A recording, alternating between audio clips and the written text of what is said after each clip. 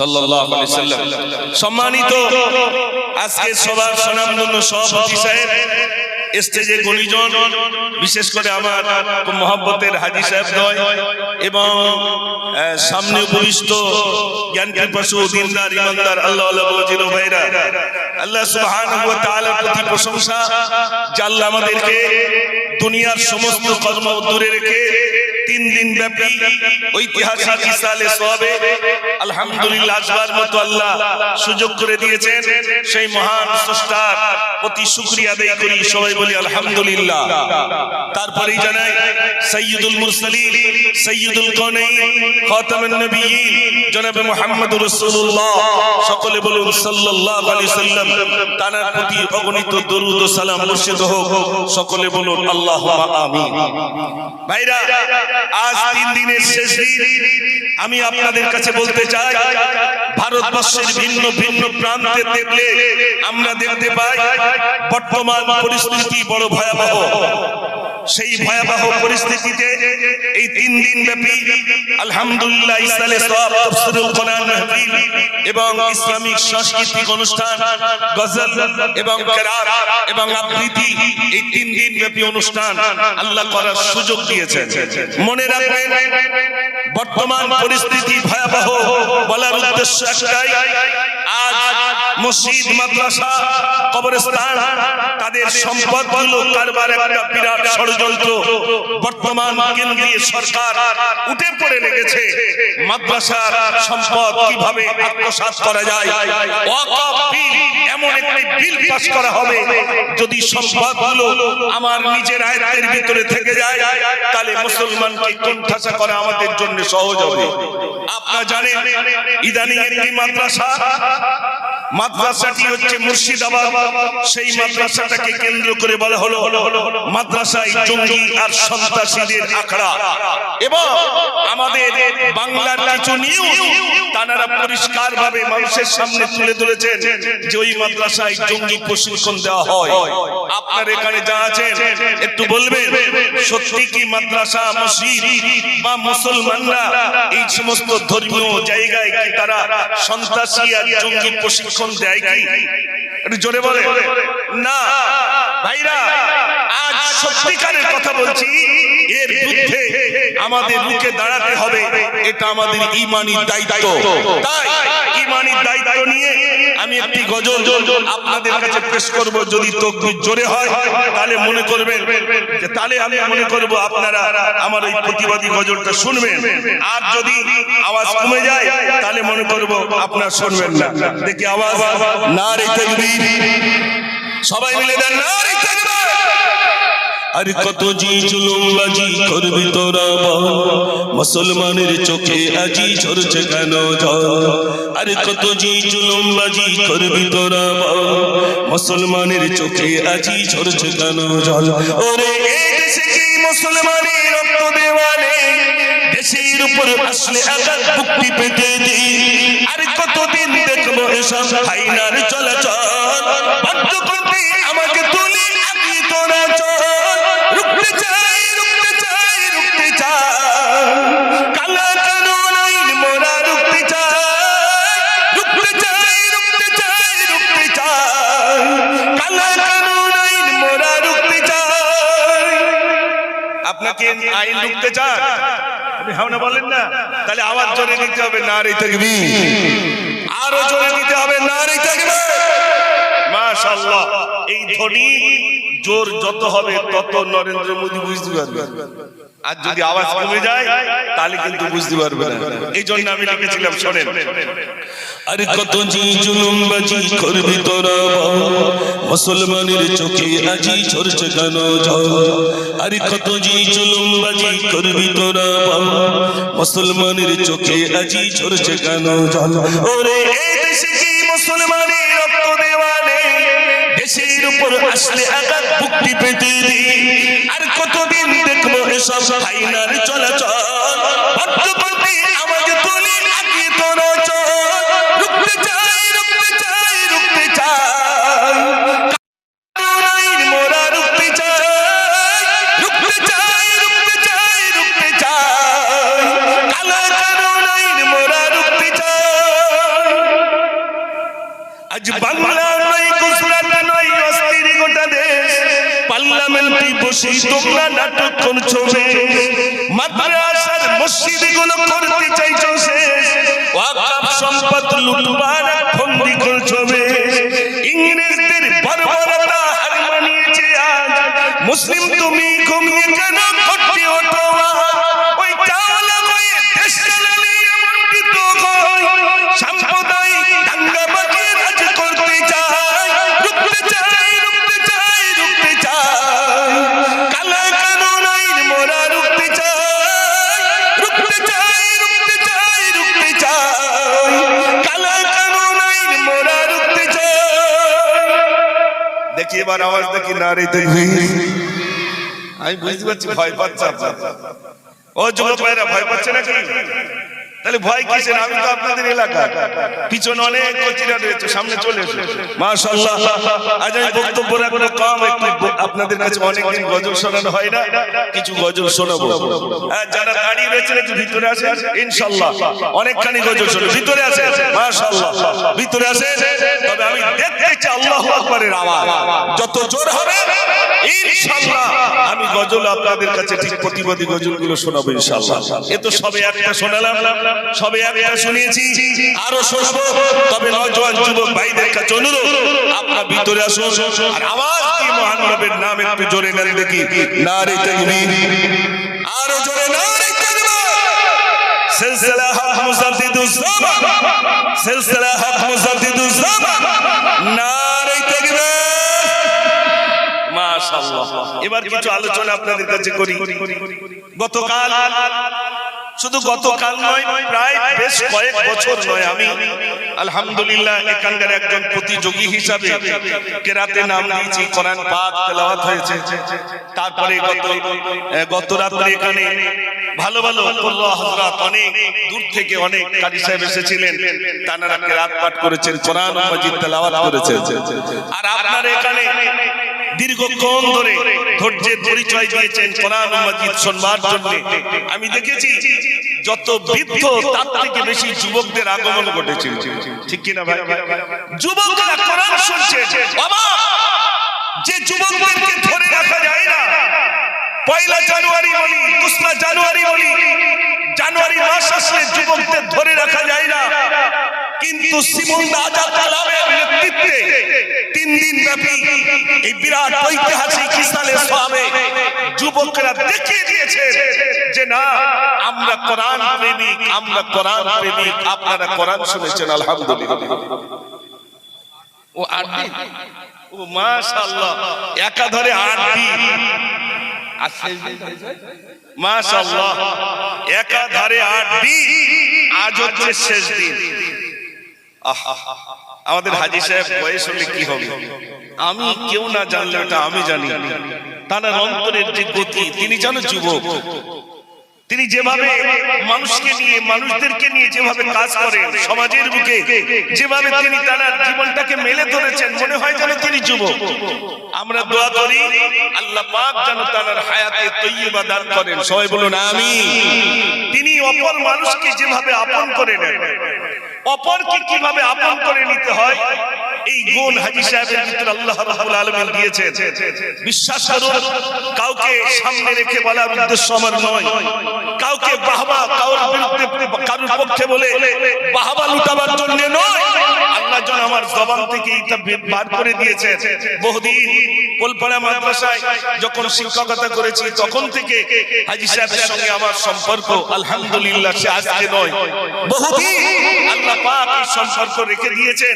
মৃত্যুর আগ পর্যন্ত যেন এই সম্পর্ক রাখবার তৌফিক আমাদের নসিবে কবুল করেন বলুন আমিন ভাইরা আপনাদের এখানে বিভিন্ন জায়গায় ফুটবল বিভিন্ন কিছু খেলা হয় আপনাদের বিশেষ করে শিমুলদার একটা ঐতিহ্য ছিল ভলিবল খেলা বিরাট শিমুলদার যুবকদের ঠিক কি না ভাই কিন্তু কোনদিন দেখেছেন ভলিবল খেলায় বাইক দিয়েছে দেয়নি কিন্তু শিমুলদার যে সমস্ত যুবক ভাইরা রয়েছেন বাইক ক্লাবের সদস্য যারা রয়েছেন এই ক্লাবের হিতাকাঙ্ক্ষী যারা রয়েছেন তারা বাইক কিসে দিয়েছেন কোরআন মাজিদ তেলাওয়াত হয়েছে তাই প্রথম স্থান অধিকারীকে বাইক দিয়ে পুরস্কৃত করেননি বড় একজন বর্র হযরতের কারি সাহেবের একটা বাইক দিয়ে সম্মান জানিয়েছেন। জোরে বলুন না সুবহানাল্লাহ। হাফেজদের, আলেমদের, কারি সাহেবদের যে সম্মান আল্লাহ রাব্বুল আলামিন দিয়েছেন, সেই সম্মানে কিঞ্চিত পরিমাণ সম্মানিত করলেও আলহামদুলিল্লাহ আপনারা করেছেন। কোরআনের মর্যাদা দিয়েছে। একদিকে কোরআন পুড়িয়ে তারা শেষ করে দিচ্ছে, কোরআন পুড়িয়ে দিলাম, শেষ করে দিলাম, আর অপরদিকে আমাদের ভিতরে সেই আয়াতের কথাই তো মনে আছে। আল্লাহ বললেন, ইন্না নাহনু নাযালনা যিকরা ওয়া ইন্না লাহু লাহাফিজুন। আল্লাহ বলছেন, কোরআন আমি নাযিল করেছি আর হেফাজতের দায়িত্বটা আমি স্বয়ং আল্লাহ রাব্বুল আলামিন নিজেই নিয়ে নিলাম। জোরে বলুন না সুবহানাল্লাহ। ওই ওয়াক্তটি কি কই কেউ বুঝতে পারতেছে না। ডিডি3 বন্ধ করে, ডিডি3 বন্ধ করে অনলি শুধু রিভাব দেন। হ্যালো, এবার জোর দেন, এবার প্রেসার দেন। তো আমি যে কথা আপনাদের কাছে বলছিলাম, আমার সোনার ভাইরা, প্রেসার তোলেন বক্স। আমি শুধু আপনাদের কাছে স্মরণ করিয়ে দিতে চাই, কোরআন থেকে আমরা অনেকটা দূরে। কোরআন থেকে যদি দূরে থাকি আমরা মুসিবতে পড়ব, আমাদের উপরে আল্লাহর লানত আসবে, গজব আসবে। তাই আমি সকলের কাছে এই 8 দিনের ঐতিহ্যবাহী যে বিরাট প্রোগ্রাম, তার শেষ দিনে আমি আপনাদের কাছে বলি, বাংলায়, বিশেষ করে পশ্চিম বাংলায় হিন্দু আর মুসলমানের ভিতরে এই ভ্রাতৃত্ব বন্ধনকে ছিন্ন করার জন্য এক শ্রেণীর অশুভ শক্তি বিরাটভাবে কাজ করছে। মুসলমান আর হিন্দুদের কিভাবে ভাগ করা যায়, যদি হিন্দু আর মুসলমানদেরকে ভাগ করা যায় তাহলে তারা ফায়দা লুটবে। আমি সকল যুবক, সকল শ্রেণীর ভাইদের কাছে করজোরে নিবেদন করব, এই ফাঁদে আপনারা কেউ পা দেবেন না।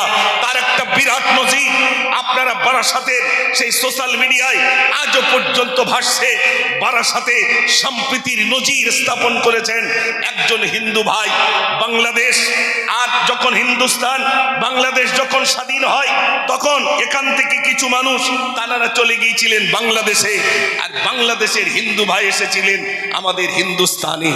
এসে জায়গা বিনিময় হলো, এসে দেখছেন যে জায়গাটা তিনি নিয়েছেন সেই জায়গায় একটা মসজিদ বানানো। তো তিনি কি করবেন, তিনি বিভিন্ন ভাবে সংবাদ পাঠালেন, ভাই তোমাদের এখানে যে জায়গা বিনিময় করেছে এখানে তো মসজিদ রয়েছে, কি করব? মুসলিম ভাই সেখান থেকে বললেন, তোমরা ও জায়গা বিনিময় হয়েছে মসজিদ, তোমরা ভেঙে দিতেও পারো, রাখতে পারো, আর আমাদের কোনো কিছু করার নাই। হিন্দু ভাই তিনি ভেঙে দিতে পারতেন, কিন্তু বললেন না, এটা একটি ধর্মীয় স্থান, এখানে মানুষ মহান রবের উপাসনা করে, এখানে মহান রবের জন্য মাথা নত করে, সেজদা করে, এটা ভাঙা যাবে না। তাই সেই হিন্দু ভাই কি করলেন, সেটাকে সুন্দর করে রক্ষণাবেক্ষণ করলেন, ভালো করে সেটা রিপেয়ার করলেন। ভাইরা, সুন্দর করে মসজিদটা বানানোর পরে কিন্তু গ্রামে তো সব হিন্দু, মসজিদে আজান দিতে হবে। পার্শ্ববর্তী এলাকায় গেলেন, সেখানে গিয়ে বললেন, ভাই জমি বিনিময় করেছিলাম, মসজিদ বিনিময় করেনি, তোমাদের মসজিদে আজান দিতে হবে, চলো তোমরা মসজিদে আজান দেবে, তোমরা নামাজ পড়াবে, আর আমি হিন্দু হয়ে ওই মসজিদের রক্ষণাবেক্ষণের দায়িত্বটা আমি একজন হিন্দু নিয়ে নিলাম। জোরে বলুন না সুবহানাল্লাহ। তিনি সোশ্যাল মিডিয়া এসেছেন, সোশ্যাল মিডিয়া এসে বলছেন, আমি সেই ব্যক্তি, আমার দাদা অর্থাৎ ঠাকুরদা তিনি এই মসজিদের দায়িত্ব নিয়েছিলেন, আমার বাবা এই মসজিদের দায়িত্ব নিয়েছেন, আমি এখন এই মসজিদের দায়িত্ব নিলাম। আমি আমার ঠাকুর দাদার কাছ থেকে শিখেছি, আমার বাবার কাছ থেকে শিখেছি, রমজান মাসে মুসলমানরা যেমনি রোজায় থাকে, আমার ঠাকুরদা হিন্দু হলেও রোজা করতেন, মুসলিমদের সঙ্গে ইফতার করতেন, আমার বাবা হিন্দু হলেও মুসলিমদের সঙ্গে রোজা রাখতেন, যেহেতু তিনি মসজিদের নেতৃত্বে রয়েছেন বলে। তবে এই হিন্দুস্তানে হিন্দু আর মুসলিমদের ভিতরে যে বন্ধন, আর এটা ছিন্ন করার যারা চক্রান্ত করছে, আমি সেই ব্যক্তি যিনি মসজিদের একটা বিরাট সম্প্রীতির বার্তা হিন্দুস্তানে শুধু নয় সারা পৃথিবীতে আমি নজির করতে চাই। একটু জোরে বলুন না সুবহানাল্লাহ। গজলগুলো তো আমি এমনি লিখিনি, তাই তো আমি লিখেছিলাম মুসলিম আর হিন্দু ভাইদের মিলনের গজলটা তো সেই সময় আমি লিখেছিলাম। ভারতবাসী ভারতবাসী ভারতবাসী গো, ভারতবাসী ভারতবাসী ভারতবাসী গো, ভারতবাসী ভারতবাসী গো, ভারতবাসী ভারতবাসী ভারতবাসী গো, সম্প্রীতির পতাকা আজি আমরা তুলিব, তুলিব আমরা তুলিব, ভারতবাসী ভারতবাসী ভারতবাসী গো, ভারতবাসী ভারতবাসী ভারতবাসী গো, ক্ষুদিরামের আশফাকুল্লার বলিদানের দেশ, রবীন্দ্রনাথের নজরুলেরই জন্মভূমির দেশ, ক্ষুদিরামের আশফাকুল্লার বলিদানের দেশ, রবীন্দ্রনাথের নজরুলেরই জন্মভূমির দেশ, সাম্প্রদায়িক চিকলে কানি ছিঁড়ে ফেলিব, ছিঁড়ে ফেলিব, ছিঁড়ে ফেলিব, ভারতবাসী ভারতবাসী ভারতবাসী গো, ভারতবাসী ভারতবাসী ভারতবাসী গো, নারী তাকবীর। ও সোনার ভাইরা, আমি চারজনের নাম বলেছি, একজন হলো ক্ষুদিরাম, একজন হলো আশফাকুল্লাহ, একজন হলো রবীন্দ্রনাথ ঠাকুর, আর একজন হলো নজরুল ইসলাম, তাই তো নাকি? ক্ষুদিরামের আশফাকুল্লাহর বলিদানের দেশ। আশফাকুল্লাহর নাম ইতিহাসে জায়গা পেল না কেন? মুখে দাড়ি ছিল, মাথায় ছিল টুপি, ঐতিহাসিকগণ তার ইতিহাসের নামটা দিল না, ইতিহাস থেকে নামটা কেটে দিল কেন? যদি ইতিহাসে আশফাকুল্লাহর নাম থাকে, পরবর্তী প্রজন্ম মুসলমান জেনে নেবে হিন্দুস্তানে মুসলমানের অবদান আছে। আশফাকুল্লাহকে, আশফাকুল্লাহর ইতিহাস কেটে দেওয়া হলো। আশফাকুল্লাহর ইতিহাস শোনেন, আশফাকুল্লাহকে বন্দী করলো, আশফাকুল্লাহকে বলল আশফাকুল্লাহ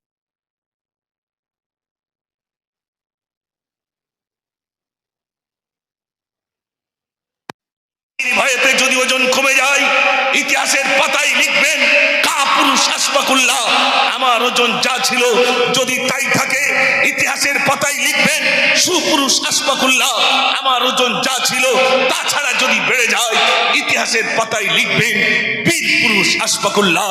একটু জোরে বলুন না সুবহানাল্লাহ। আশফাকুল্লাহর ফাঁসির 15 দিন আগে ওজন হচ্ছে 100 কেজি। যেদিন ফাঁসি হবে, আশফাকুল্লাহকে বলছে, আশফাকুল্লাহ মায়ের সঙ্গে দেখা করতে চাও? না না, আমি মায়ের সঙ্গে দেখা করতে চাই না, আমাকে একটু ওজন করুন। ওজন করে কি হবে? আমাকে জন্য ওজন করুন। হিন্দুস্তানের জন্য, ইংরেজদের হাতে হিন্দুস্তানের মানুষের জন্য, এই হিন্দুস্তানকে মুক্ত করতে যে, ফাঁসির দড়ি বরণ করতে যে যদি আমার ওজন কমে যায় আর যদি বাড়ে, এটা অন্তত একটু ওজন করুন। ওজন করা হচ্ছে। ফাঁসির 15 দিন আগে ছিল 100 কেজি, যেদিন ফাঁসি হবে সেদিন আশফাকুল্লাহর ওজন গিয়ে দাঁড়িয়েছে 150 কেজি। একটু জোরে বলুন না সুবহানাল্লাহ। ও ভাইরা, ফাঁসির দড়ি বরণ করতে যে ওজন বাড়ে না কমে? একটু কথা বলেন। বাড়ে, ওজন বাড়ে, কমে যায়। আর আশফাকুল্লাহর ওজন গিয়েছে বেড়ে, তার মানে তিনি ফাঁসির দড়িটা বরণ করে নিয়েছেন। মনে রাখবেন, এই হিন্দুস্তানে মুসলমানের সব থেকে বেশি অবদান, যদি বলেন কোথায় লেখা আছে, বই দেখতে হবে না, চলে যান দিল্লিতে, ইন্ডিয়া গেটের সামনে আজও পর্যন্ত স্বর্ণাক্ষরে লেখা আছে, সব থেকে বেশি মুসলমানের অবদান এই হিন্দুস্তানের জন্য, মুসলমান বেশি রক্ত দিয়েছেন। একটু জোরে বলুন না সুবহানাল্লাহ। আজ আমাদেরকে অনেকেই বলছে লুঙ্গি পরা, আমাদেরকে বলছে জঙ্গি, আমাদেরকে বলছে সন্ত্রাসী, বলছে না? বলছে না? হ্যাঁ না বলেন না? মরণ কবার হবে? একটু জোরে কথা বলেন একবার, তাহলে সেইভাবে কথা বলেন। লুঙ্গি পরা, সন্ত্রাসী, জঙ্গি, বিভিন্ন ভাবে আমাদেরকে কটাক্ষ করা হচ্ছে। মনে জানারাই ইসলামের উপর আঘাত এনেছেন, আজ তারা নাই। কত ফেরাউন গেল, সাদ্দাত গেল, নমরুদ গেল, আবু জেহেল গেল, ইসলামকে মিটাবার জন্য এর পূর্বে যারাই চেষ্টা করেছে তারাই খতম হয়েছে। মনে রাখবেন মুসলমান ভাইরা, এনআরসি জুজু দেখিয়ে মুসলমানকে কবজা করা গেল না, সিএএ বিল পাস করে মুসলমানকে জব্দ করা গেল না। এখন কিভাবে জব্দ করবে? না, ওয়াকাফ বিল পাস করো, মুসলমানের সম্পদ হস্তক্ষেপ করো, তাহলে দেখবে মুসলমান ছোটাছুটি বাদিয়ে দেবে। ও ভাইরা, মনে রাখবেন, মুসলমানকে শেষ করা যেমনি দুল্প ঘাস একদিক দিয়ে গেলে আরেক দিক দিয়ে গজায়। মুসলমান শেষ করা যায়নি, যারাই মুসলমানকে শেষ করতে এসেছে তারা নিজেরাই ইসলাম কবুল করে নিয়েছে। একটু জোরে বলুন না সুবহান। একটা গজল শোনাবো, শোনেন। ইসলাম তলোয়ার এসেছে না উদারতায়? একটু জোরে বলেন। উদারতায় এসেছে। শুনে নেন, মুসলমান দেশ, এই দেশ চালিয়েছেন 750 বছর, ইংরেজ চালিয়েছে 190 বছর, আর আমরা এখন এই 74-75 পা দিয়েছি। 750 বছর রাজত্ব চালাবার পরে যদি মুসলমান মনে করতেন একটাও মন্দির থাকবে না, মন্দির থাকতো না। 750 বছর দেশ চালিয়ে এমন নজির নেই যে মন্দির ভেঙেছে। 750 বছর দেশ চালিয়ে বরং মন্দির তৈরি হয়েছে। কথা ঠিক বলছি না ভুল বলছি ভাই? আজ বিভিন্ন জায়গায় মসজিদের নিচেই ইস্যু করে ওই মসজিদকে ভাঙার জন্য বিরাট ভাবে পরিকল্পনা। মনে রাখবেন, বাবরি মসজিদ যিনি ভেঙেছিলেন, যিনি সর্বপ্রথমে কুরুল মেরেছিলেন, তিনি ইসলাম কবুল করেছেন। আর যেদিন মোদী সরকার ওই বাবরি মসজিদের জায়গায় রাম মন্দির শিলান্যাস করে, সেদিন তিনি সোশ্যাল মিডিয়ায় এসে বলছেন, আমি সেই ব্যক্তি যিনি সর্বপ্রথমে বাবরি মসজিদে কুরুল মেরেছিলাম, আমি সেই ব্যক্তি। আমার থেকে এখন তার দাড়ি বড় হয়ে গেছে, তিনি বলছেন আমি ইসলাম কবুল করেছি। আমি ওই মসজিদের উপরে কুরুল মারাকে কেন্দ্র করে আমার এই প্রায়শ্চিত্ত মোচনের জন্য, একটি ধর্মীয় স্থানে আঘাত আনার জন্য, আমার ওই পাপ মোচনের জন্য আমি একটা মসজিদ নয়, আমি 200 মসজিদ বানিয়ে দেব। একটু জোরে বলুন না সুবহানাল্লাহ। ভাঙলো কটা? একটু জোরে বলে। একটা হচ্ছে কটা? 200টা। আজ জানারাই মুসলমানকে কোণঠাসা করার জন্য চক্রান্ত করছেন। মনে রাখবেন, আল্লাহ হয়তো আপনার জবান থেকে সেদিন কলমাটা বার করে দেবেন। ঠিক কিনা ভাই? আরে ওমর গিয়েছিল আমার রসুলের কল্লা কাটার জন্য। দারুন না দোয়ায় মিটিং হচ্ছে, কে মুহাম্মাদের কল্লা কাটবে। একজন খাপ থেকে নাঙ্গা তলোয়ার বার করে বলছে, আমি মুহাম্মাদের কল্লা কাটবো। নাম কি? সঙ্গে সঙ্গে আমার বলি আমি জানাবো, মুহাম্মদকে আমি গিয়ে কতল করিব। প্রতিমধ্যে নইম্বায়ের সাথে দেখা হয়, ঘরের কথা শুনে ওমর আগুন হয়। রাস্তা দিয়ে যাচ্ছেন, হযরতে নইমের সঙ্গে দেখা। ওমর কোথায় যাও? বলে মোহাম্মদের কল্লা কাটতে যাই। ছি ছি ছি ছি, ছাগল ছানা ধরতে পারে, ওই আবার ধরতে পারবে না? ছাগল ছানা ধরতে গেলেন, ধরতে পারলেন না, তলোয়ার নিয়ে চাই নই, তুমি বুঝি ইসলাম কবুল করেছ, আমাকে শাসন করছো। তুমি বাড়িতে গিয়ে দেখো তোমার বোন ফতেমা আর তোমার দুলাভাই সাঈদ দুজনই ইসলামের কলমা পড়ে মুসলমান হয়ে গেছেন। জোরে বলুন না সুবহানাল্লাহ। ওমর রেগে আগুন, আমার বোন কলমা পড়েছে, তার মানে আগে বাড়ি শাসন করে আছি। কবি লিখেছেন, তলোয়ার নিয়ে ছুটে গিয়ে ফাতিমার ঘরে, তলোয়ার নিয়ে ছুটে গিয়ে ফাতিমার ঘরে, ডাকে তারে দুজনে কোরআন পড়ে। জোরে বলুন না সুবহানাল্লাহ। ওমর গিয়ে বিতর্ক মেরে মেরে যায়, ওমর গিয়ে বিতর্ক মেরে মেরে যায়। বোন বলছে, ভাই তুমি যতই মারো নবী ভুলি না। জোরে বলুন না সুবহানাল্লাহ। ও ভাই, মেরে মেরে শেষ করে দিল। ইসলামের কলমা ভুলছি না, ভুলবো না। আমাদের তো জবান থেকে আল্লাহু আকবার বার হয় না। মুস্কান দেখিয়ে দিয়েছেন একজন মহিলা, তার সামনে যখন বিভিন্ন জয়গান দেওয়া হচ্ছে, ধ্বনি দেওয়া হচ্ছে, একজন মহিলা বীরত্বের সহিত সারা বিশ্বকে তাক লাগিয়ে নারায়ে তাকবীর আল্লাহু আকবার ধ্বনি দিয়ে সারা বিশ্বকে তাক লাগিয়ে দিয়েছে। শুধু মুসলমানের কলিজা থেকে ওই মুমিনার জন্য তিনি দোয়া পেয়ে গেছেন। একটু জোরে বলুন না সুবহানাল্লাহ। আর আমাদের জবান থেকে আল্লাহু আকবার বার হয় না। আচ্ছা একটু বলবেন, আল্লাহু আকবার মানুষ বিপদে বেশি আল্লাহকে ডাকে না সুস্থ হালতে বেশি ডাকে? ভাই একটু জোরে বলেন। বিপদ পড়লি তখন ডাকে। আমাদের উপরে কতটা বিপদ, কতটা মুসিবত, কতটা পরীক্ষা। ফিলিস্তিনের দিকে তাকান, ফিলিস্তিনে নিজের সন্তান শহীদ হয়ে গেল, নিজের বিবি শহীদ হয়ে গেল, কেটে গেল, ঘরগুলো গুড়িয়ে ধুলোর সাথে মিশে গেল। তারপরেও রক্তাক্ত শরীর নিয়ে বলছো, আল্লাহ আমার সব চলে গেল, গেছে, দুঃখ নাই, বাইতুল মুকাদ্দাসকে আমরা রক্ষা করবই করব। আল্লাহ যতদিন তুমি হায়াতে ওই ইহুদিদের থেকে, ইসরায়েলের থেকে ফিলিস্তিনকে আমরা মুক্ত করব। একটু জোরে বলুন না সুবহান। আমাদের শত শত জিনিস চলে যাচ্ছে, মসজিদ চলে যায়, মাদ্রাসা চলে যায়, সম্পদ চলে যায়, আমরা চুপটি করে ঘরে বসে রয়েছি, বলছি চালাও, তোমরা চালাও, আমরা সব ঠিক আছি। ও সোনার ভাইরা, অন্তরে যদি ঈমান থাকে, ঈমানি শক্তি নিয়ে আগামী দিনে এগিয়ে যেতে হবে। এই মসজিদের, এই কবরস্থানের সম্পদ যদি রক্ষা না করতে পারে, এমন করুণ দিন আসবে, বাপ মারা যাবে, মাটা মারা যাবে, কবরস্থ করতে পারবেন না। সেখান থেকে আগে সিগনেচার নিয়ে আসতে হবে, অনুমতি পত্র আনতে হবে। অমুক কবরস্থানে আমার, অমুক কবরস্থানে শিমুলদার অমুক কবরস্থানে আমার বাপ ইন্তেকাল করেছে, বাপকে দাফন করব। ওই বেঈমানদের ভাইরা আমার দরখাস্ত সেখানে জমা দিতে হবে, তাদের স্বীকৃতিনামা নিয়ে তবে নিজের বাপকে দাফন করতে পারবেন।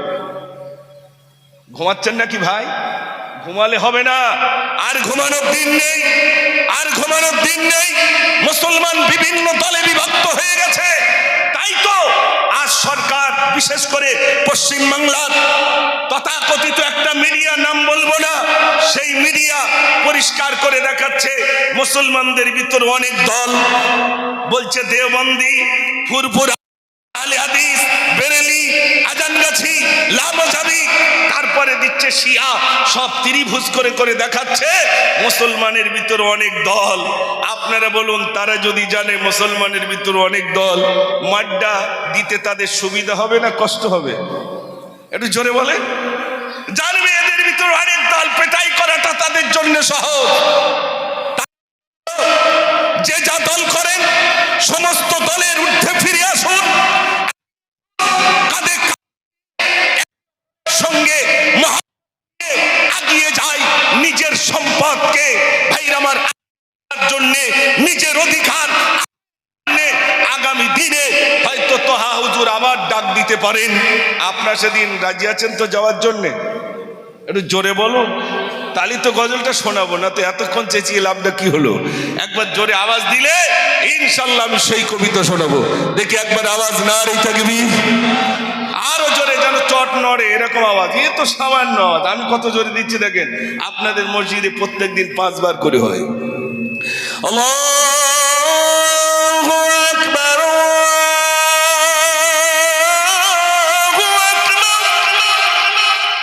আল্লাহ মহান, আল্লাহ বড়। তারপর মুয়াজ্জিন বলছেন, আশহাদু আল্লা ইলাহা ইল্লাল্লাহ,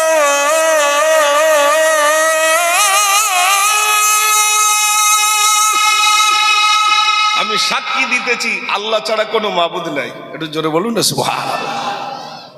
এর ভিতরে কোনো সাম্প্রদায়িক উস্কানিমূলক কথা আছে কিনা দেখেন, সাম্প্রদায়িক বাদানো উস্কানিমূলক বা কোনো ধর্মের উপর আঘাত আনছে কিনা আপনারা শোনেন। তারপর মুয়াজ্জিন বলছেন, আশহাদু আন্না মুহাম্মাদার রাসূলুল্লাহ,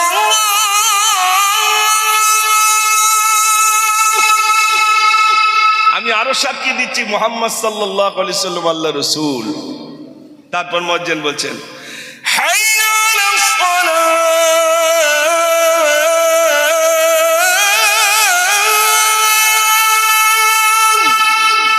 এসো নামাজের দিকে, এসো নামাজের দিকে। মুয়াজ্জিন তারপরে বলছেন, হাইয়া আলাল ফালাহ,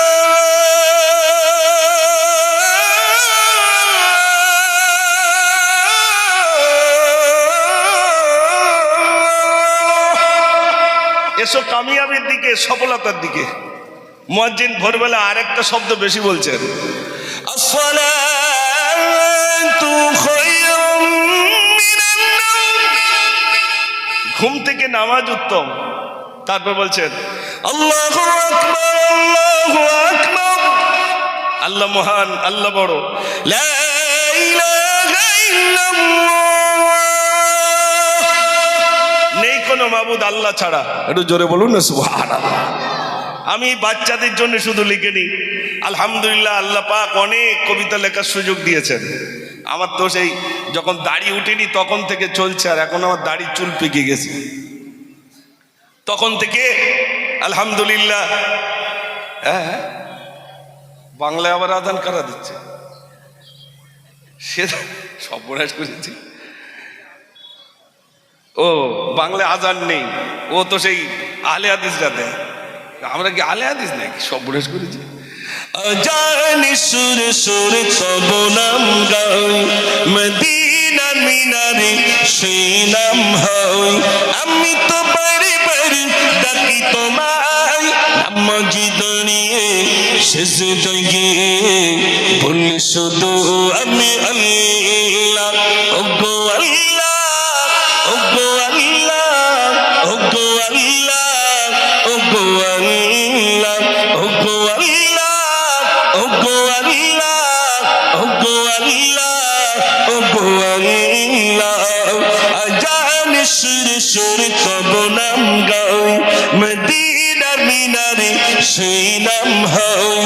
আমি তো বারে বারে ডাকি তোমায়, নামাজি দাঁড়িয়ে সেজদায় গিয়ে বলি শুধু আমি আল্লাহ, ওগো আল্লাহ, ওগো আল্লাহ, ওগো আল্লাহ, ওগো আল্লাহ।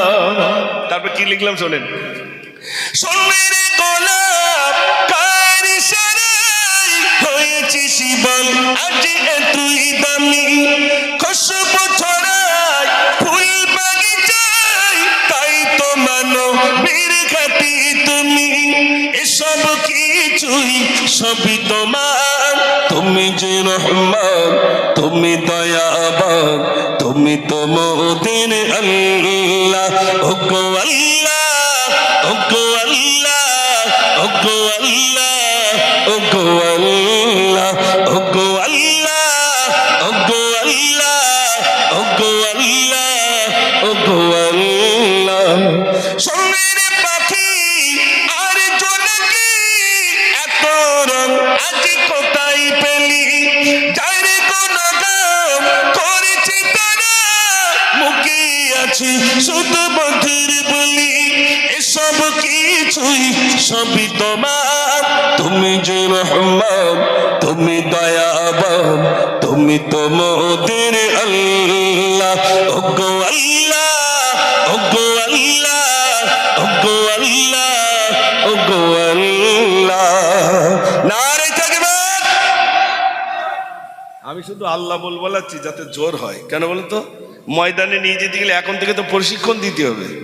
তা আল্লাহ বলতে জোর হচ্ছে না কেন? ও ভাই একটু আল্লাহর নামটা কি দেখেন, শোনেন। ফেরাউন নাম শুনেছেন ভাই? একটু হ্যাঁ না বলেন আপনারা।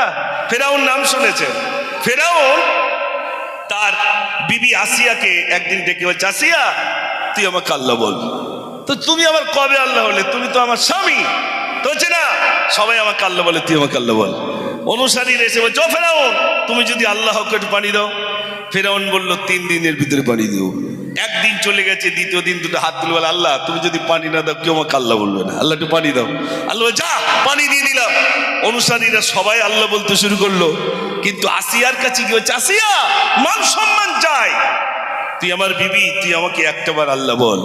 আসিয়া বলছে, স্বামী তোমাকে স্বামীর মর্যাদা দিলাম, আমাকে আর তোমাকে যিনি সৃষ্টি করেছেন তিনি হলেন আমার আল্লাহ। একটু জোরে বলুন না সুবহানাল্লাহ। ও ভাই আমাদের সেই কষ্টটা আসেনি। শোনে ভাই আমার বিবি আসিয়াকে ফিরাউন বলে, আসিয়া রে একবারের জন্যই তুই আমাকে আল্লাহ বল, তোকে ছেড়ে দেব। আসিয়া বলছে, স্বামী গো কখনোই তোমাকে আমি আল্লাহ বলে ডাকতে পারি না। ফিরাউন লেগে গেল। ভাই আমার আসিয়ার পায়ে দড়ি বেঁধে দিল, ঘোড়ার পায়ে দড়ি বেঁধে দিল। আসিয়াকে টানতে টানতে নিয়ে যাওয়া হয়, গায়ের গোশতগুলো খসে খসে পড়ে যায়, হাড্ডিগুলো দেখা যায়।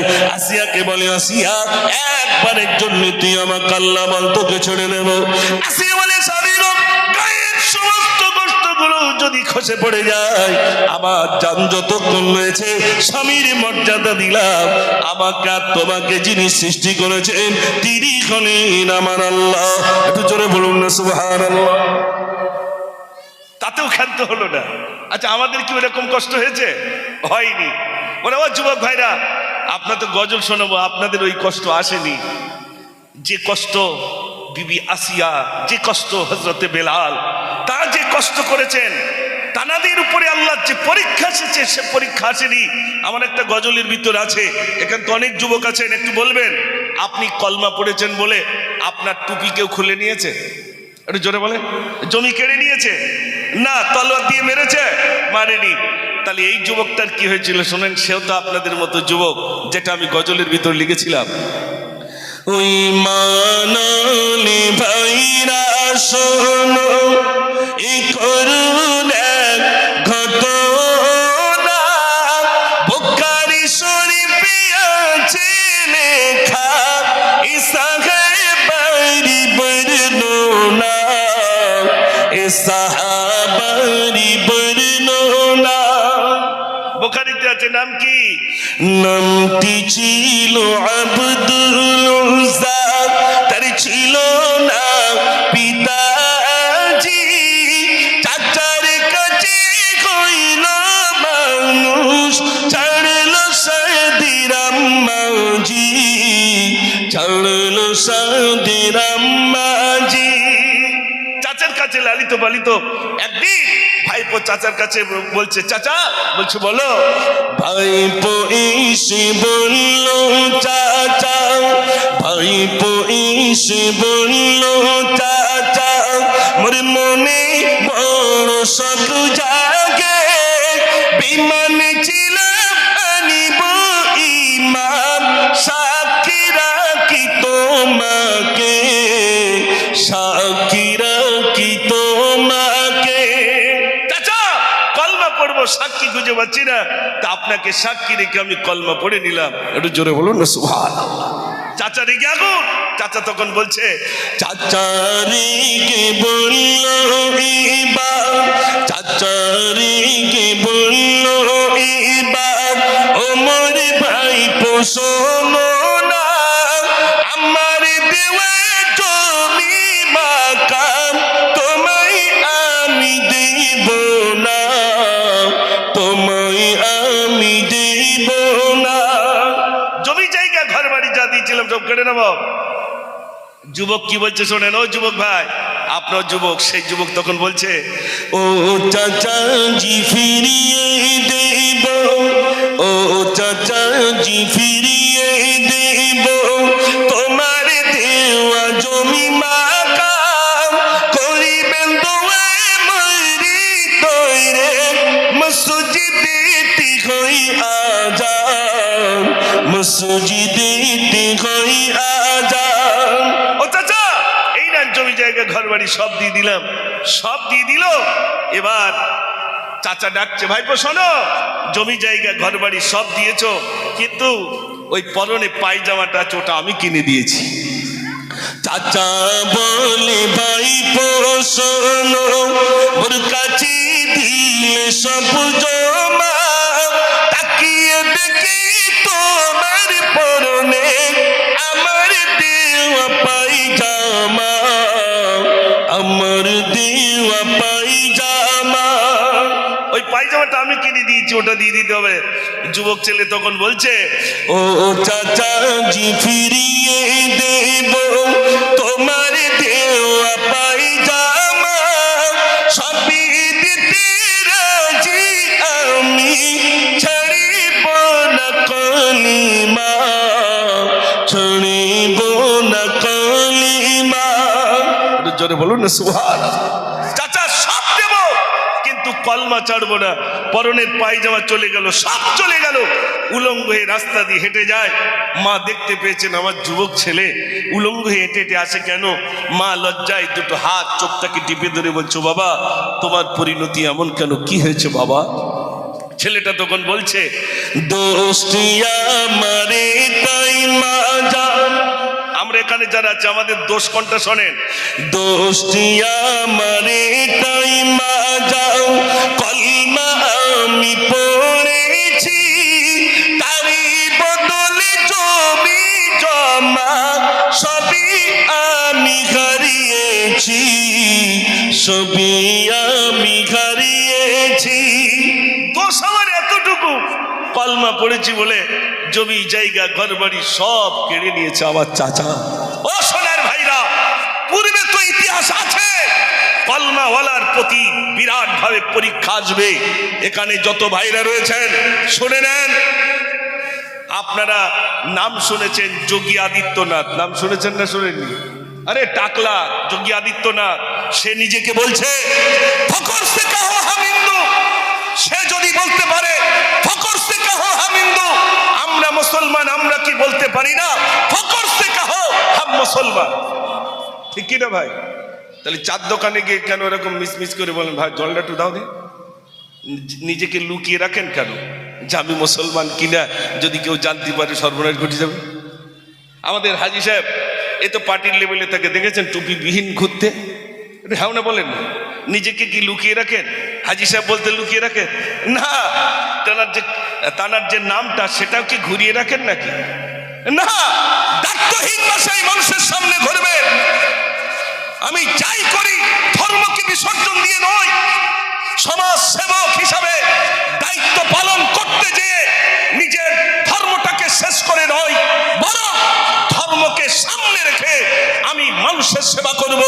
আর ইসলাম শিখিয়েছে একটা গরিব যদি পাশে থাকে তাকে সেবা করো, দুস্থ অসহায়দের সেবা শিখিয়েছেন বিশ্বনবী সাল্লাল্লাহু আলাইহি সাল্লাম 1400 বছর পূর্বে শিখিয়েছেন সমাজ কিভাবে চালাতে হয়, গরিব দুস্থ অসহায় মানুষদের পাশে কেমনে দাঁড়াতে হয়, অসহায় ব্যক্তিদের পাশে কেমনে দাঁড়াতে হয়, এটা ইসলাম শিখিয়েছে।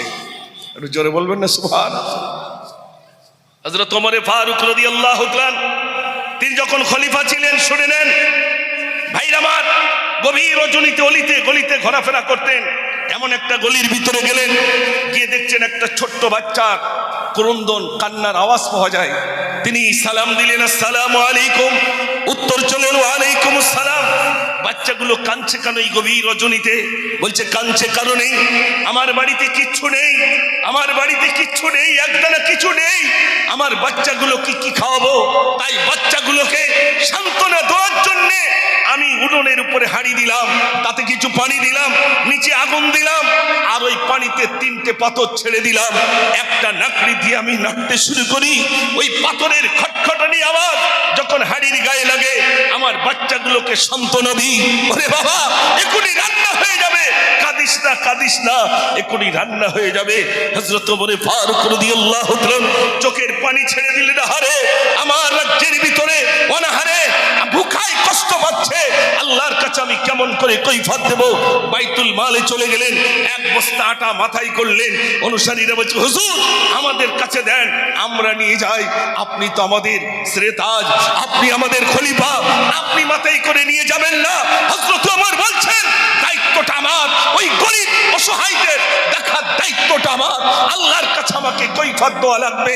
অতএব আটার বস্তা তোমাদের মাথায় নয়, বরং আমি আমার মাথায় করে নিয়ে যাব। জোরে বলুন না সুবহানাল্লাহ। শিখিয়েছেন কে? ইসলাম শিখিয়েছেন। পাশের যদি হিন্দু ভাই থাকেন তার সঙ্গে কি ব্যবহার করবেন ইসলাম শিখিয়েছেন। ও সোনার ভাইরা, ইসলাম শিখিয়েছে নারীদের সঙ্গে কি ব্যবহার করবে, পিতামাতার সঙ্গে কি ব্যবহার করবে, প্রতিবেশীর সঙ্গে কি ব্যবহার করবে, আত্মীয় স্বজনের সঙ্গে কি ব্যবহার করবে, শিশুদের সঙ্গে কি ব্যবহার করবে, ইসলাম শিখিয়েছে। রাসূল করিম সাল্লাল্লাহু আলাইহি সাল্লাম তো প্র্যাকটিক্যালি শিখিয়ে দিয়েছেন। একটু জোরে বলবেন না সুবহানাল্লাহ। আজ আমি আপনাদের কাছে বলবো, পাশে যদি আপনার হিন্দু ভাই থাকেন আপনি খোঁজ নেন, অসুস্থ হলে খোঁজ নেন, প্রয়োজনে কিছু ফল পাকড় নিয়ে যান। ওই গরিব ওই হিন্দু ভাইটা দেখার আপনার দায়িত্ব ছিল, যেহেতু ওটা আপনার প্রতিবেশী হিসাবে আমার হক ছিল না? ছিল না? একটু জোরে বলেন। প্রতিবেশী হিসাবে আমার হক, আমার দায়িত্ব। তাহলে আমার পাশে যে হিন্দু ভাইটা রয়েছে তিনি থাকবেন নিরাপদে, আমার দ্বারাই, আমার জবানের দ্বারাই, আমার হাতের দ্বারাই, আমার কর্মের দ্বারাই আমার ওই প্রতিবেশী হিন্দু ভাই যেন কোনো কষ্ট না পায়। বড় দুঃখের কথা বলি, আজ এক শ্রেণীর কিছু যুবক, এক শ্রেণীর কিছু মানুষ, তাদের কমেন্ট, তাদের সোশ্যাল মিডিয়ায় এমন কিছু পোস্ট, যে পোস্টগুলো দেখে কত বাজে বাজে কথা শুনতে হয়, দাঙ্গা বাঁধানোর একটা বিরাট পরিকল্পনা নিচ্ছে। আমি ওই সমস্ত যুবক ভাইদের কাছে অনুরোধ করব, আপনার কমেন্ট, আপনার সোশ্যাল মিডিয়ায় একটি পোস্ট, সেটা যেন মার্জিত হয়, কারোর বিরুদ্ধে নয়, কারোর পক্ষে নয়। সেটা যদি কোনো হিন্দু ভাই যদি কোনো কিছু করে থাকেন তার বিরুদ্ধে এমন কোনো পোস্ট করবেন না যে পোস্টকে কেন্দ্র করে নিজেদের ভিতরে দাঙ্গা বাঁধবে। আমি হাত জোড় করে বলবো, আপনার পাশের হিন্দুকে প্যার করুন, মহব্বত করুন, ভালোবাসুন। এখানে যারা আছেন একটু বলবেন, হিন্দু ভাইরা আমাদের ভালোবাসে না বাসে না? উত্তরটা বড্ড আসতে হলো না, একটু জোরে বলেন। আচ্ছা, আস্তে উত্তর আসবে স্বাভাবিক। আমার ভাইরা একটু বলুন, বসিরহাট বলেন, নীলরতন বলেন, মেডিকেল বলেন, আরজিকল বলেন, অধিকাংশ ডাক্তার হিন্দু না মুসলমান? একটু জোরে বলেন। 100-র ভিতরে 90% বলা যায়। তাহলে কোনোদিন দেখেছেন দাড়িওয়ালা দেখে তাড়িয়ে দিয়েছে, যাও তোমাকে আমি ইসিজি করব না, যাও তোমাকে আমি দেখবো না, যাও তোমার কাছে যাব না? না, ওই ডাক্তার হিন্দু ভাই হলেও একজন দাড়িওয়ালা, একজন টুপিওয়ালাকে তানাকে আব্বা বলে সম্বোধন করেন। আর যে সমস্ত নারীরা বরকা পরিহিতা যান তাদেরকে মা বলে সম্বোধন করেন না? করেন না? একটু জোরে বলেন। তারা কোনোদিন তিরস্কার করে আমাদেরকে তাড়িয়ে দেননি। অতএব আমি বলতে চাই, তারা আমাদেরকে প্যার করেন। আমি মনে করি আমরা সেই প্যারটা করতে পারি না। সেই ভালোবাসা যদি দেখাতে পারি, তাহলে মাইকেল এইজার তার দুঃখের কথা তিনি তার বইতে লিপিবদ্ধ করতেন না। তিনি মাইকেল এইজার একটি বই লিখেছেন, বইটির নাম দি 100 মনীষীর নাম লিখেছেন। 1 থেকে 100 পর্যন্ত লিখতে লিখতে 1 নম্বরে যে নামটা দিয়েছেন জগৎগুরু বিশ্বগুরু জনাব মুহাম্মদ রাসূলুল্লাহ সাল্লাল্লাহু আলাইহি সাল্লাম, তার নামটা 1 নম্বরে দিয়ে দিলেন। মাইকেল এইজারকে জিজ্ঞাসা করা হলো, আপনি জাতিতে খ্রিস্টান, যিশুর নামটা দিতে পারতেন, মুহাম্মদ সাল্লাল্লাহু আলাইহি সাল্লামের নামটা দিলেন না কেন? তিনি বলছেন, সারা ওয়ার্ল্ডের মনীষীদের জীবন গ্রন্থ নিয়ে পড়াশোনা করেছি, গবেষণা করেছি, দেখেছি এই পৃথিবীতে একজন পয়গম্বর এসেছিলেন যারা চরিত্র সুমহান চরিত্র, তাই তার নামটা আমি 1 নম্বরে দিয়ে দিলাম। একটু জোরে বলুন না সুবহানাল্লাহ। মাইকেল এইজারকে জিজ্ঞাসা করা হলো, তাহলে আপনি ইসলাম কবুল করলেন না কেন? তিনি বলছেন, বর্তমান মুসলমানদের চরিত্র আর আখলাক দেখে আমার ইচ্ছা হয় আমি ইসলাম কবুল করি। আমাদের চরিত্র, আমাদের আখলাক, নবীন আখলাক নেই। বিশ্বনবী সাল্লাল্লাহু আলাইহি ওয়াসাল্লামের চরিত্রের সঙ্গে আমাদের চরিত্রের কোনো মিল নেই। আমাদের চরিত্র ওই আপনার পশ্চিমা দেশের ইহুদি আর নাসারাদের চরিত্রের সঙ্গে আমাদের চরিত্রের মিল রয়েছে। তারা যেমনি চলে আমরা তেমনি চলি, তারা যেমনি খায় আমরা তেমনি খাই, তারা যেমনি ব্যবসা করে আমরা তেমনি ব্যবসা করি। তাদের আদর্শ, তাদের সিলেবাস আজ আমাদের ঘরে ঘরে এসেছে না আসেনি? উত্তরটা জোরে দেন। হ্যাঁ, চুপ। আমার হয়তো মনে করছেন সুদ দেওয়াজ করতে, টাইম কম বলে ওই জন্য 1 ঘন্টার 2 ঘন্টার মিলাদ 1 ঘন্টায় করতেছে। 2 ঘন্টার মিলাদ 1 ঘন্টায়। আমার ভাইরা, এই জন্য একটু জোরে তাকবীর দিলে আমি এখন গজল বের করি না, একটু কিছু গজল বলতাম। সত্যি কি আপনার গজল শুনবেন? যদি একটা শোনেন আমার মুখ থেকে, আমি তো আপনাদের বাড়ির ছেলে, ইনশাল্লাহ শোনাবো। তবে একটু জোর আওয়াজ চাই। নারে তাকবীর, আর একটু জোরে দেন, নারে তাকবীর। আমি এখানে আসবো, অনেকেই জানেন, তা আমাকে ফোন করে বললেন, হুজুর এই গজলটা আপনি একটু বলবেন। এই কোনটা? অনেক আগে। আজ দুঃখ নেব না, খুশি নেব, খোদাই গো তুমি দাও না বলে, আজ এই দিনেতে রাসূল এলো, এই দিনে বিদায় নিলে, আজ দুঃখ নেব না, খুশি নেব, খোদা গো তুমি দাও না বলে। সৃষ্টির প্রথমে সৃষ্টি যিনি, আর সে মুআল্লাহ রেখে তারে বিশ্ব লিখিলে জানিয়ে দিল, পাঠাবো এমন দিলবারে, সেই রূপ দেখিলে বিশ্ব জাহান্নার, সেই রূপ দেখিলে বিশ্ব জাহান্নার, সেজদা করিবে দুলে দুলে, আজ দুঃখ নেব না, খুশি নেব, খোদা গো তুমি দাও না বলে, আজ এই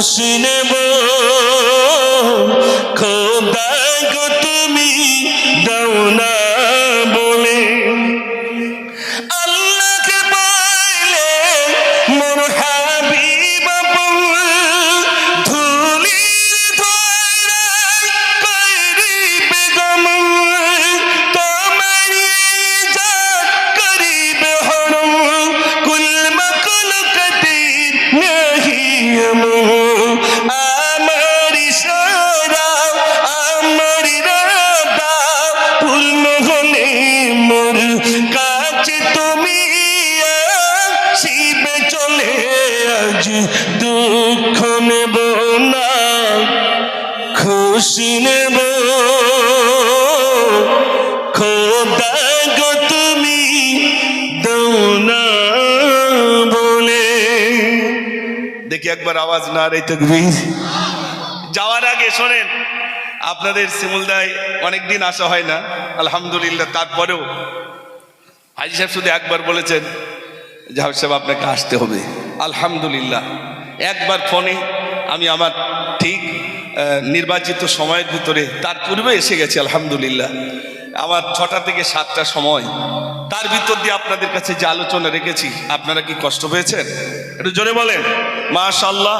তাহলে এবার একটা বার্তা দিয়ে যাই, আপনাদের এই ছোটবেলা থেকে আপনাদের দোয়ায় আলহামদুলিল্লাহ 2টি প্রতিষ্ঠান চালাবার মতো আল্লাহ সুযোগ দিয়েছেন। একটা ছেলেদের শিক্ষাঙ্গন, একটা মেয়েদের শিক্ষাঙ্গন। আমার জীবনটাই জুড়ে আছে শিক্ষাঙ্গনের সঙ্গে আলহামদুলিল্লাহ। আপনারা দোয়া করেন আল্লাহ পাক এই 2টি শিক্ষাঙ্গনকে কেন্দ্র করে, এই প্রতিষ্ঠানকে কেন্দ্র করে আল্লাহ পাক যেন নাজাতের জরিয়া বানিয়ে দেন। সবাই বলুন আমিন। চৈতলের দিকে গেলে অন্তত একটু যাবেন। আর শেষ গজলটা, যেহেতু মায়েরা অনেকে এসেছেন তো তাদের একটু না বললে, তারা বলে আমাদের তো কিচ্ছু বলেনি, এই জন্য একটুখানি তাদের বলে আমি বিদায় হব। মায়ের কদম চুমে নিলে, চুমে নিলে খোদার রহম হতো।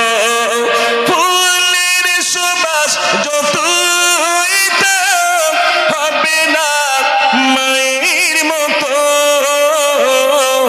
মায়ের কদম চুমে নিলে, চুমে নিলে খোদার রহম হতো। জান্নাত পেতে যদি চাও দিও না মাকে ব্যথা। করবে কারণে যন্ত্রণা মায়ের দিলে কথা।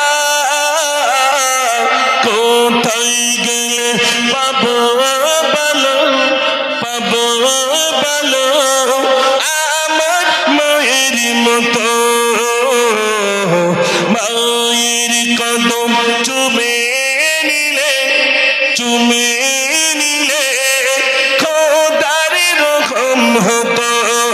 ফুলের সুবাস যতই দাও হবে না মায়ের মতো। মায়ের কদম চুমে নিলে, চুমে নিলে খোদার রকম হতো। নারে তাকবীর। যাওয়ার সময় অন্তত একটা তকবীর একটু জোরে অন্তত হোক। আল্লাহর কাছে তো বলতে হবে আল্লাহ তোমার নাম খুব উচ্চ রবে নিয়েছিলাম, হয়তো ওই ওসিলে আল্লাহ ক্ষমা করে দিতে পারেন। দেখি একবার জোরে নাম দেখি নারে তাকবীর। আর একটু জোরে, তো প্রথম গিয়ার, দ্বিতীয় গিয়ারে একটু জোর দেখি নারে তাকবীর। নারে তাকবীর। সিলসিলা হক মুসাদ্দিদুজ জামান, সিলসিলা হক মুসাদ্দিদুজ জামান শিমুলদহ আজাদ ক্লাবের নেতৃত্বে 8 দিন ব্যাপী ঐতিহ্য ইসালে সব নারে তাকবীর। মাশাআল্লাহ। এখানে ইতি করলাম, আমি সংক্ষেপ করলাম। আমার বলার ভিতরে যদি ত্রুটি হয় ক্ষমা করবেন, আমার জন্য দোয়া করবেন। আল্লাহ পাক যদি আবার কোনোদিন আনেন সেদিন ইনশাল্লাহ আপনাদের সামনে আবার আলোচনা করব। আসসালামু আলাইকুম ওয়া রাহমাতুল্লাহি ওয়া বারাকাতুহু।